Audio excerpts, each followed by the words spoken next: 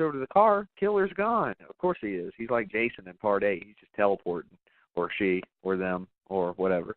Anyway, or it. They're just teleporting. And then the killer pops up behind Hallie, slits her fucking throat. Or, no, doesn't slit her throat, stabs her. Yeah. I guess that's why it's called Stab. I don't know. Again, another weak kill, man. I hate these little, just, okay, I stabbed her a couple times. She's dead now. I don't know, man. I just want to see something better. That's it. You know, I know I'm expecting too much. I get it. But at least, I don't know. Fuck, man. Come on. Give me. I guess it's because I'm a Friday the 13th fan. I can't help it. I love over-the-top kills. Anyway. So now Sydney runs to the school theater, and she gets confronted by the killer. And the killer, the first one, reveals himself to be Mickey. You know, her new boyfriend's best friend. And by the way, let's not forget, Derek's actually hanging there. He'd been crucified by his Greek brothers in their fraternity because he gave Sydney his letters, which I don't even know what the fuck that means. That was never a fraternity. I doubt you two were either. I know Vic wasn't. I assume Blake wasn't either. You assume I wasn't what? In a fraternity. No, I wasn't in a fraternity. Yeah, I was. I was in the English major fraternity. I was in a fraternity, but it wasn't like the ones in that fucking movie. Oh, okay. I didn't know.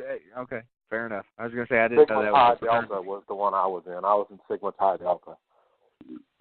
So did they have something about you're not supposed to give your letters to your woman? It would be funny if they did, because you'd take letters, and that, as a fraternity of English majors, that would be funny and ironic, but no, there was no such thing. Well, this is another cool scene, because when Mickey reveals himself to be the killer, he lowers Derek down, who's like crucified on this thing, and Derek's all tied up, and Mickey is saying that Derek's been, you know, he's left them all by himself all night long, and basically saying Derek is his partner, and Derek's denying it. But Sydney, she doesn't know what to think, for great reason. I mean, look what happened in the first one. She's not sure whether to get Derek down or what. I don't think it would have made a difference either way, because Derek's like, I'm going to fucking kill you, Mickey, and Mickey just fucking fires a shot right into his chest. Is it just me, or is that, like, weird, like the way it looks when he shoots him? Because she puts her hands over it. It's odd. Yeah, the hands over it's odd, but where he shot him, that's actually where your heart really is. Well, yeah, I know, but it just looks weird the way it opens up. I don't know how to explain it. It just looks, the scene looks weird. I can't, maybe because I've never seen anybody get shot with no shirt on, you know? Yeah, probably. That's probably what it is. That is one of the few films I've seen where somebody's gotten shot in, a fatal shot like that with no shirt on. That's like only. Yeah, I mean, usually you don't get to see it like that. I mean, they show it. So, Mickey does say that he has a partner, it's just not Derek. And Sydney turns around to see Gail coming out of the stage door, leading you to believe that Gail's the killer. And Gail shakes her head, and it's actually Debbie Salt, who we haven't even fucking referenced in this movie. She's just an annoying reporter. She serves no other purpose, and she's played by Laurie Metcalf, a.k.a. Vic. Who's Laurie Metcalf? Hopefully you know. Roseanne. Vic. Come on, Vic. You watch Roseanne. All right. Jesus Christ. Ghost fail over quiz. Got him. It was Jackie from Roseanne. Yeah, Ghostface must have got big. I think so. It happens every week. Vic, are you awake? Nope. He said he was going to fall asleep on the show. Apparently it's happened. He fell asleep on the Dahmer show, too. I don't know how you could fall asleep during a Dahmer episode, but Vic managed it. So,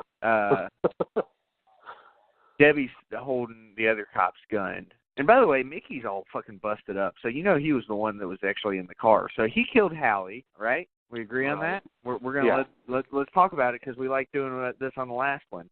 Okay. Yeah. Mickey killed Hallie. Yep. Who do you think killed Cece?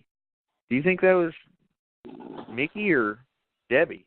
Probably Mickey, because she disagreed, or she called his ass out in a film class about having a hard-on for Cameron. That's a good point. There was no other reason to kill her either, was it? No, and she admits to killing Randy. Yeah, we know she killed Randy. Hallie, it makes sense that Mickey killed her, too, because she turned him down, too. Now, who do you think it was at the theater? And I guess this is the part what you were talking about. Well, actually, let me get back to that. I'm going to let you talk about that in just a second, because we want to reveal who Debbie Salt actually is. She is Mrs. Loomis, Billy's mom. And she basically tells us that, Sid killed her son. And Sid's like, yeah, you know what? You weren't such a great mom either, because you fucking took off on your son. And they get into a big argument. But anyway, so that's the deal. Mrs. Loomis is trying to get revenge for Sid killing Billy. Now, go back to the original scene. You say that it's Debbie Salter or Mrs. Loomis in the theater, right? It would make sense because of the voice, the woman, the feminine voice. Hey, I can hear Vic snoring. I heard a bunch of other stuff. I was going to ignore it. At first, it sounded like maybe he was flushing the toilet or something. No, he's snoring. I know what he sounds like when he snores because he's been asleep on my floor before. Well, shit. Sweet dreams, Vic. This shit's great.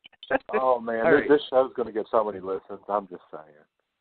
Yep, it always does. And I'm going to fucking make sure we advertise that Vic sleeps on the phone. So,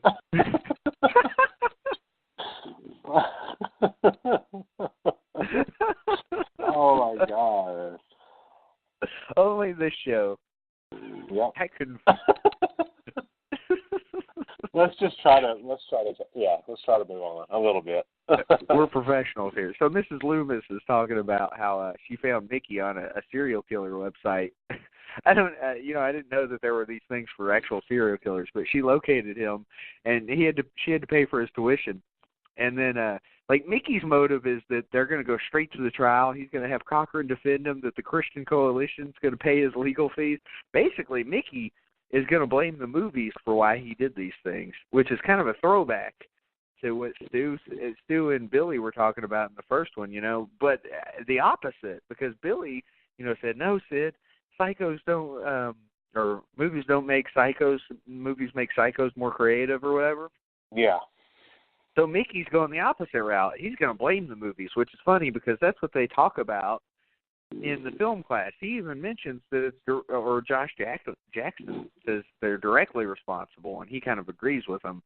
So here you go. Mickey and Mrs. Loomis are there. Well, Mrs. Loomis fucking blows Mickey away. You got a partner turning on a partner here. She's like, my motive's not as, as 90s as Mickey's. Mine's just good old-fashioned revenge. Which, okay, fair enough. Although it's sad, though, because now Mickey's apparently gone. And we get into a big fight between Mrs. Loomis and Sydney after Gail gets fucking shot in the ribs by a ricochet. So, again, Sydney and Mrs. Loomis, they fight for a while. And then Cotton Weary shows up holding a gun. And, by the way, earlier, he was pretty much blamed for killing Dewey? Yeah. Yeah. Because he found Dewey. I don't know why people play around in blood when somebody's hurt or killed. You know what I'm saying? Like, in these movies, people are always coming around with, blood all over them. And it's like, why were you touching them? But, I don't know. He said he was trying to help Dewey. So, either way, though. Now, we get a scene where Debbie Salt, or Mrs. Loomis, has a knife to Sid's neck, and she's trying to talk Cotton Weary onto her side, saying that, that as long as Sid's alive, you're never going to be the star, and that's what you wanted, isn't it? And he sounds like he's really listening to her, and then he, starts talking about, Diane Sawyer sounds pretty good right now, doesn't it, Sid? And she's like, consider it done. And he fucking puts a bullet in Debbie, and she goes down, and let's see. Then Gail pops up out of nowhere, and she's like, okay, it's okay. It bounced off my ribs. And then Sydney puts a bullet in Mrs. Loomis's head just to make sure she's dead. And then Mickey pops up out of nowhere. He might have lived had he not just fucking jumped up out of nowhere screaming like a psychopath, but I guess that's what he is. It's just like the Billy Loomis at the end of the first one. Gale and Nev Campbell or Sidney blow this dude away. Like, he gets shot like 15 times. He gets shot like Michael Myers. And Mickey's dead. Then we go to the end. Whoa! Yeah, exactly. Cotton's like, whoa, that was intense. So we go to the end, and Dewey is fucking getting carted out again on a stretcher. And this time, instead of Gale actually doing the report like she was offered by Joel, who came back, she gets into the ambulance with Dewey. So we get a little character development there where maybe Gale has a heart now, where she didn't, so much have a heart before. And Sydney, even though she was kind of the hero of the story, she tells that you hear Vic snoring? This is awesome. Yeah, I do. Your depression over Vic snoring is fucking hilarious. No, it's not even depression. It's just, fuck, man. Shit, I'm jealous. I just can't do shit like that. This show is far too entertaining, for me to get comfortable enough to go to sleep. Yeah, plus we're talking about shows are the same. We're talking about one of the better slasher series of all time, in my opinion. Like the series, it doesn't just go to shit after the first one like a lot of them do. Okay, so then Cotton basically. Sidney says he's the hero, talk to him, to the media. And, he basically says there's a time and a place and a price for an interview. And he says, I'll tell you one thing, it'll make one hell of a movie. And you see Sidney walking off the campus as it's over. And, of course, we all know that there's going to be another one at this point. But it took 3 more years to come out until 2000. So, anyway, let's talk about Scream 2. Blake, what are your thoughts on Scream 2? I think Scream 2 was rushed out a little soon, but they tend to do that with these films, especially when the first of the series is so successful. It makes them really excited, and they know they can capitalize on that, and that's fine. Business is business. I get it. They did it with Nightmare on Elm Street, to greater or lesser effect. And they do it with a lot of films, but it was rushed out, less than a year after the last one, and it did really well. It had really, really good numbers because people figured it was going to be as good as the first one. And really, aside from there not being as many spectacular kills, it did have, I think, a little bit more gore in some parts than the first film, specifically with the 2 cops' deaths and stuff like that. It lived up to the hype of the first one. I think it was really well done. It had a kick-ass soundtrack, that Collective Soul song, She Said, the way that it ends with her walking off campus, that was a very perfect song choice by the people who compiled the soundtrack and did the music rights and stuff. I think that was a really good choice. A good soundtrack, good cast, a lot of cameos, and one we didn't talk about is at the party. Right before they say something's going on at Omega Beta Zeta, you get a bunch of party-goers in camera. Their faces are blurred out except for one. You do see right there Matthew Lillard. He makes a cameo appearance. Just briefly, he's got dyed blonde hair and those weird sunglasses that have a filter in the background. Yeah, with yellow lenses. That is, in fact, Matthew Lillard. Yep. Who was one of the killers in the first movie. He was Stu Macher. Yeah. So, good movie. A 4 out of 4 hunting knife for me, or Bowie knives, or 4 out of 4 Freddy gloves. However the hell we're rating it. I mean, wow, man, you went high on this motherfucker, didn't you? Well, that's because Jesus, I'm surprised. Well, don't be. I mean, I appreciate the writing team. The writing force, Kevin Williamson, delivered a great script. When he sold the first script for the first film, he had 5-page outlines that were covering 2 other sequels because he intended it to draw interest and, attract, somebody that in a company and somebody, a director that would, grab onto it and see the potential it would have as a franchise, as a series. So, I think it delivered. It was very good. Kennedy, Jamie Kennedy was really good. His dialogue was great.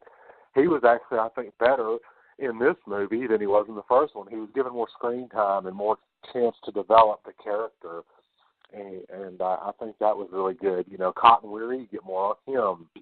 You get some, to see his character develop, and you get to see him kind of settling things and burying the hatchet, or the hunting knife, rather. with Sydney and them going their separate ways. But he did her a favor